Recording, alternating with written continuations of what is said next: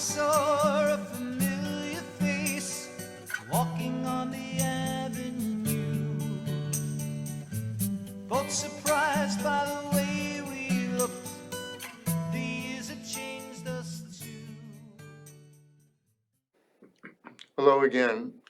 Welcome to another episode of Gung. It's April 24th, 2025. I'm here with my, co-host, Jim Henry. Now, I'm a Marine captain. I'll always be a Marine captain. I'm a criminal defense attorney, retired. And Jim, tell them something about you. I'm an investigative economist to teach at Yale and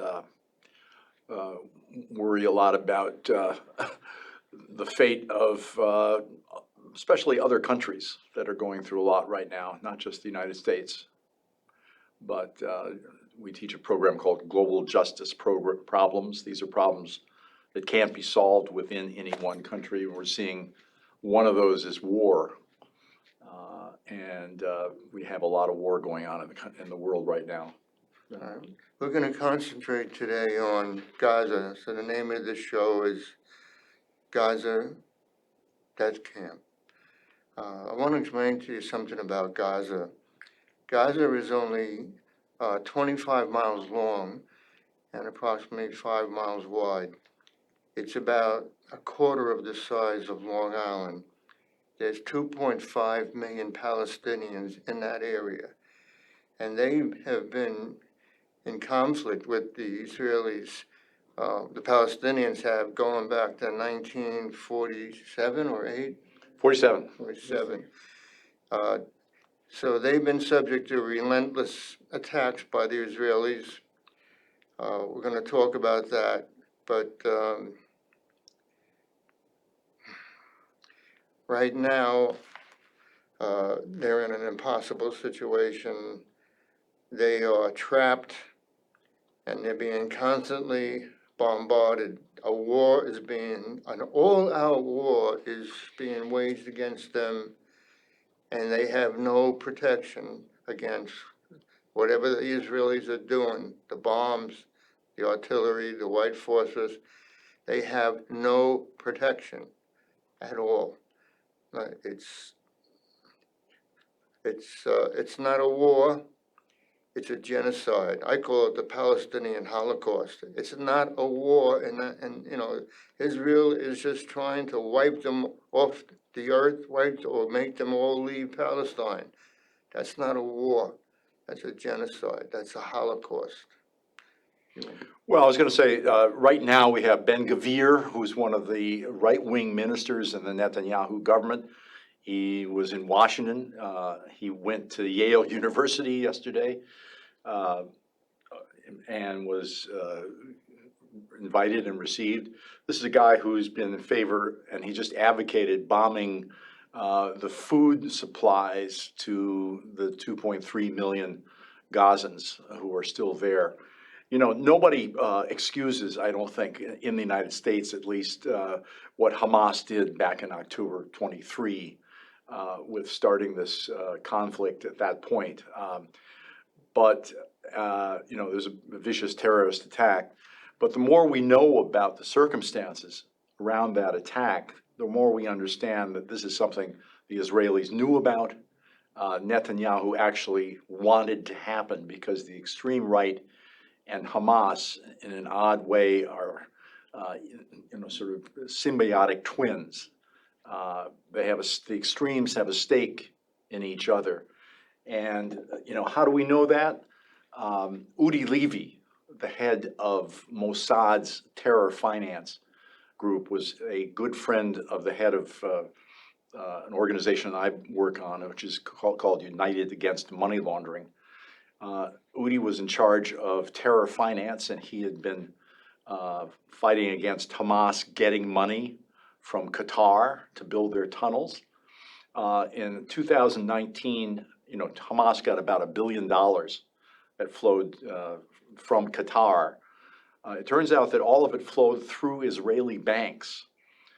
And when Udi proposed a way to stop it, using Mossad's resources, he was told to stand down by Netanyahu. Let me just say one thing. It was Netanyahu's mission to compromise the Palestinian Authority by doing this, by building up Hamas. He wanted to compromise the Palestinian Authority, and he also knew that Israel has the most powerful army per capita in the world. They were, welcomed the opportunity really to blame Hamas for all of this violence and seize Gaza once and for all, expel the Palestinians, if necessary, use the tactics we're seeing now, heavy bombing of civilians, 70% of the casualties, 51,000 at least. Many estimate that it's several times that who have died. 70% are women and children. Right now, there's defenseless. There's no buildings in Gaza left. The people have been deprived of medical attention. The Israelis just recently admitted to having shot these 15 medics. They murdered them. Well, essentially, they murdered these medics who were just, they were not part of any political group, and they were there to provide treatment and rescue. No, they've killed more than 150 journalists in Gaza. It's the highest per capita rate of killing of journalists in the world. This is nothing less. It's been declared not only a war crime, but also ethnic cleansing and genocide by the ICC and the International Court of Justice have been, but Israel and the United States don't recognize these global institutions that we helped to create after World War II.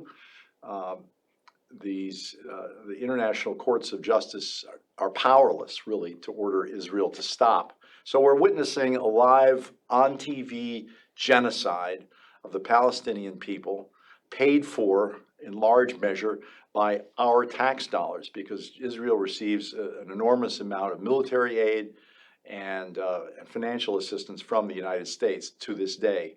So this is not something Americans can really turn away from. But they are. They're basically, prefer not to watch what's going on. And it's horrifying. Every day is more of the same. This is not a partisan issue. It's not something we can pin on Donald Trump. This goes across both parties. Biden sat and watched while this treatment of the Palestinians last year by Netanyahu continued day in, day out. Kamala Harris did not speak out against it. It's probably the main reason that Kamala Harris lost the November 2024 election. If you poll people about why they stayed away or why they voted for third parties, 30% is the leading reason that she lost. She had about 8 million fewer voters turn out for the Democratic Party in November 2024. And the main reason that she didn't get, Donald Trump only won by about 2.3 million votes. There's more than enough votes in the group that voted either with their feet by not showing up or voted for third parties to have turned the election. Would it be a lot of, or mostly young people? Mostly young people, but I think a lot of older people have looked at this kind of situation for a long time and said, this is not just Hamas's fault. We're not talking about endorsing terrorism. That's, the charge being levied on university campuses that all of these protesters who are there with visas are endorsing terrorism. Nothing could be further from the truth. Just a little bit of history about terror. When the Israelis wanted, when the Israelis wanted a state in that area, they waged a terror campaign against the Brits and civilians, and they did it with bombs and explosive devices. Everybody forgets that. They waged a terror campaign. They killed innocent people with bombs. They were terrorists. They were absolutely terror groups, within that movement to get statehood. Now, right now, terror is a tactic. Every country used terror as a tactic Terror is when you do something to the enemy that makes them, gets them so crazy they want to surrender.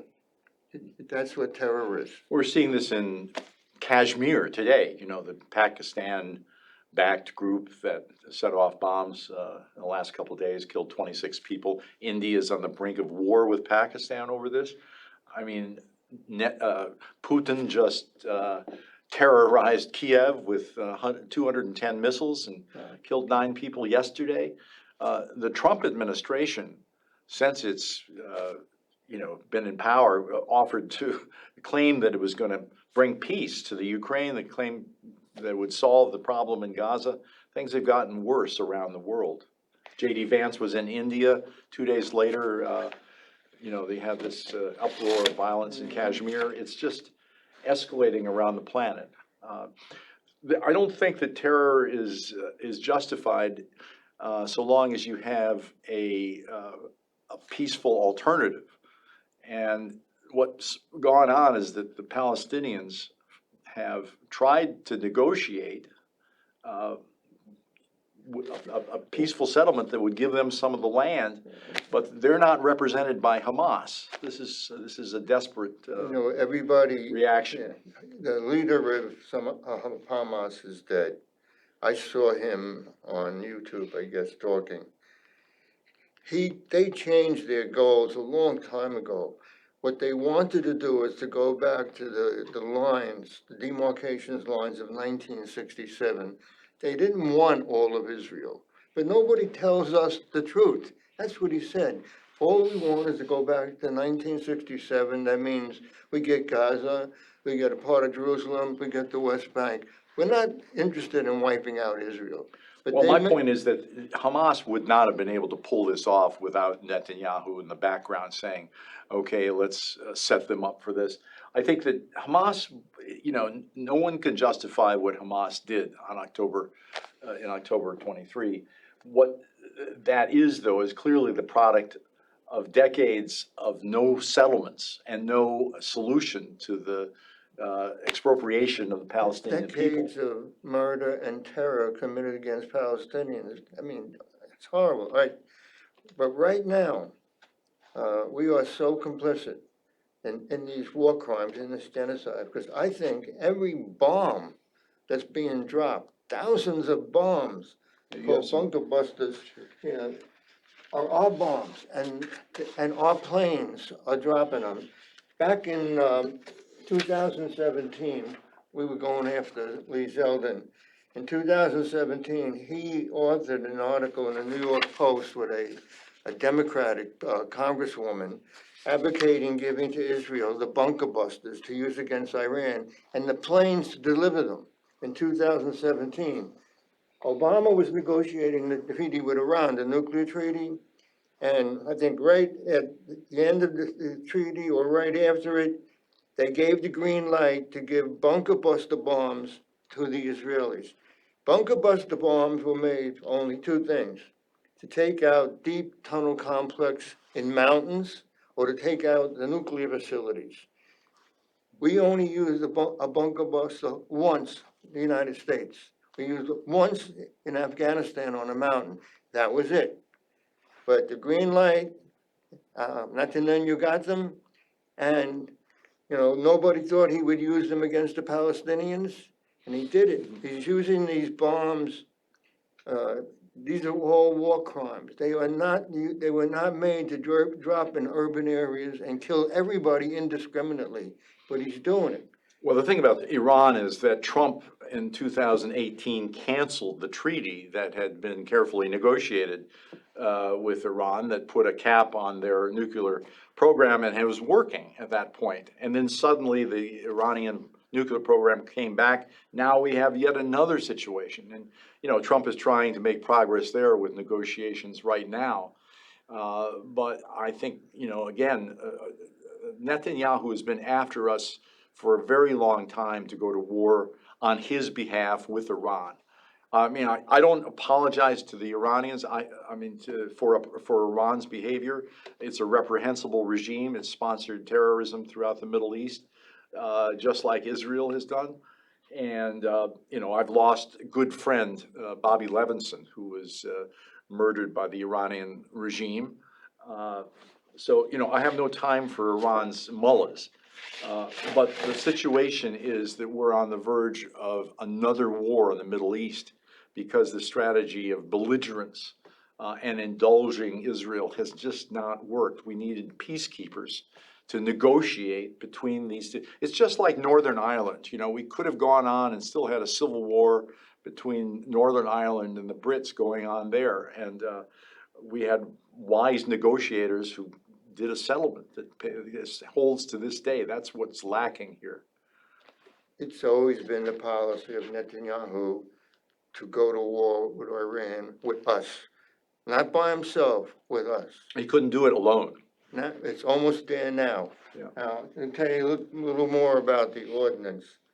I know from doing research that we have provided the Israelis with artillery. They're mobile 155 mm artillery pieces. We had them, we gave the whole system to the Israelis. In fact, the article with Lee Zeldin, they actually have a photograph of it, a 155 millimeter howitzer mobile firing a 155 round at Gaza. We gave them all the artillery. We gave them all the rounds to fire. See these rounds here? These rounds are white phosphorus rounds. We made them in 1983. In 1983, they are illegal. They are illegal to use against civilians in an urban area. We made them. We never had these in Vietnam, and the Israelis are using them right now over the Gazan cities, over the cities and the towns. That's what they're doing. This is a war crime. You want to see what it looks like? Look at this.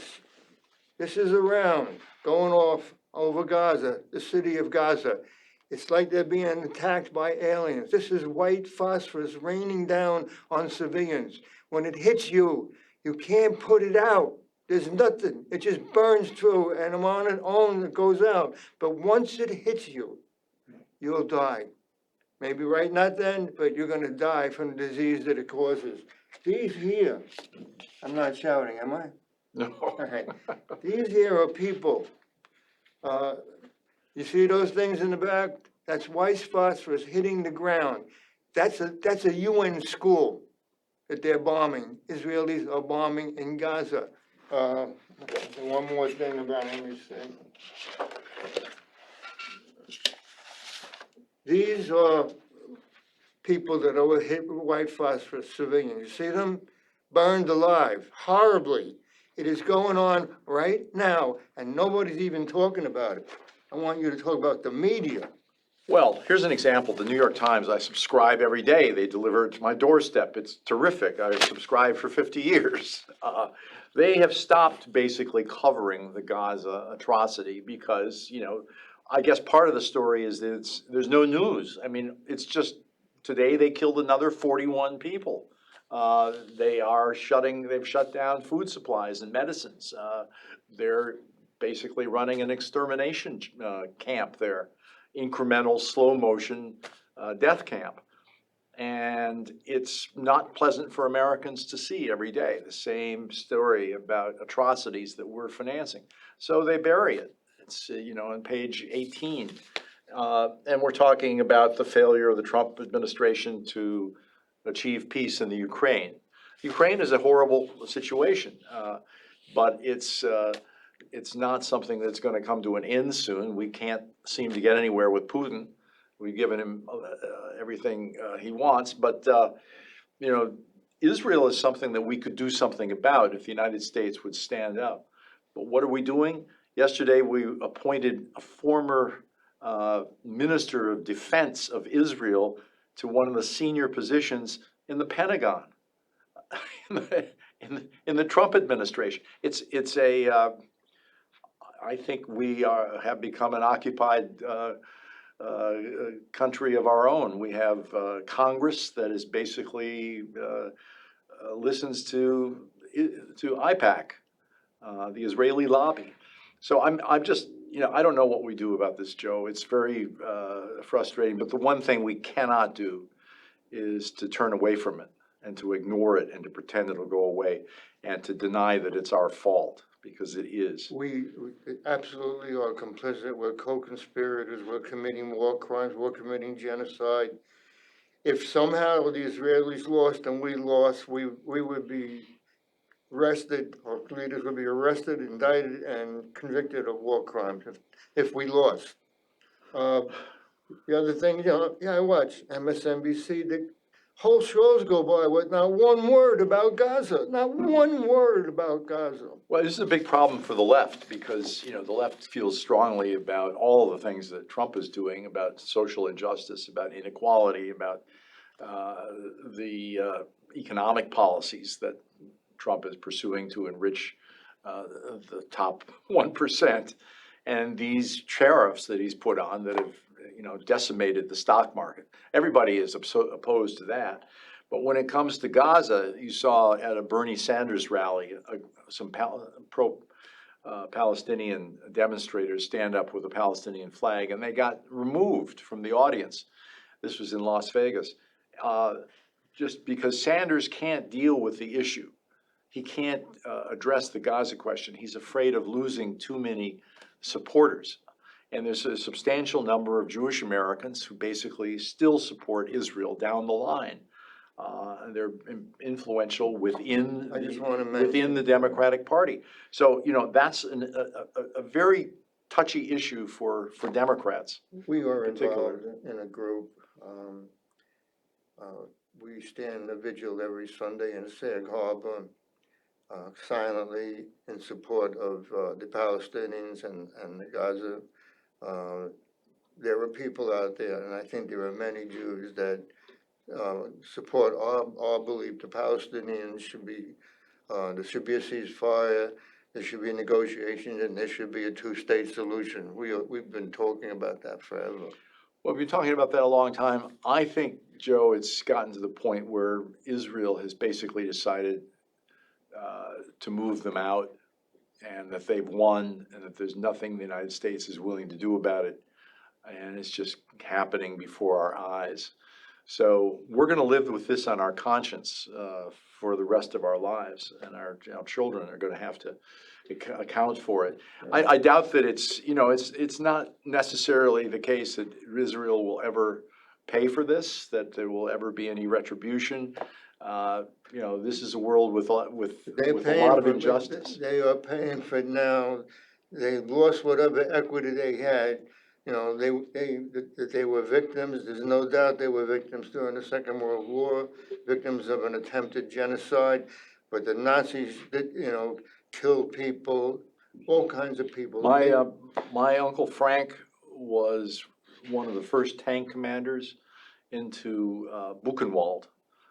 He arrived in 1945, and I have a picture of him standing at the wall with all of these Holocaust victims starving, and he never got over that. And he told me about the horrible scenes, and he had nightmares till the day he died. We're not talking about anti-Semitism here. We're talking about Israel having become its own worst enemy. All right, talking about what's happening right now. I personally experienced too many times, I guess, being bombarded by heavy rockets, artilleries, and mortars, and even on friendly fire, bombs. And I'll tell you this, when you're in a position and you're being hit with these big rockets, and they have delayed detonating fuses, so that it doesn't matter where you are, if they hit nearby, they burrow in and they explode. When you're in a situation when people are bombing you like that, it's pure terror. I mean, you get to the point where you start laughing hysterical. You can't protect yourself, and this is what's happening to all those people in Gaza, the adults, the teenagers, the toddlers, the infants. They're being bombarded. They will never get over it. I'm still having nightmares now about incoming, because I knew it was only a matter of luck if you didn't get killed. That's all it was. So I have like a personal empathy or sympathy for what's going on. Nobody's talking about that. You're talking about all of them being terrorized for the rest of their lives. They can be suffering with post-traumatic stress disorder. Their limbs are being blown off. I know all of this firsthand. I saw it. Maybe that's why I'm so crazy about what they're doing. I know this. Well, Dietrich Bonhoeffer, who was a great opponent of the Nazis, said, "We are silent witnesses of evil deeds." And that's basically what America is today. We are silent witnesses of evil deeds, and we're paying for it. Well, yes, evil deeds, and we have engaged in a lot of evil deeds. We did it during World War II when we wiped out Japanese cities with fire bombs. We killed 900,000 civilians before we dropped the atomic and the hydrogen bombs. There were war crimes. There were war crimes. We got away with it because we were the winner. So what's going on now is the worst I've ever seen. I've never seen that type of ordinance used against civilian targets indiscriminately.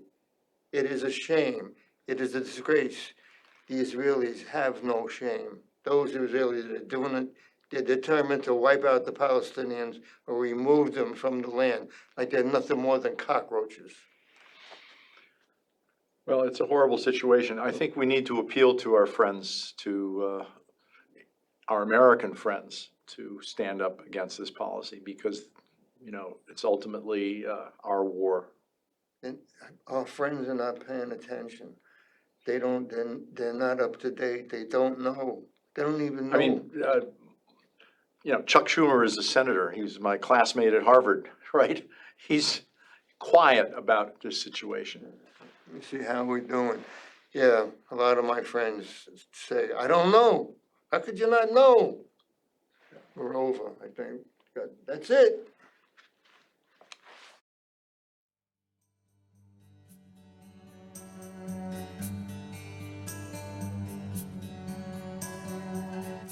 I saw a familiar face walking on the avenue, both surprised by the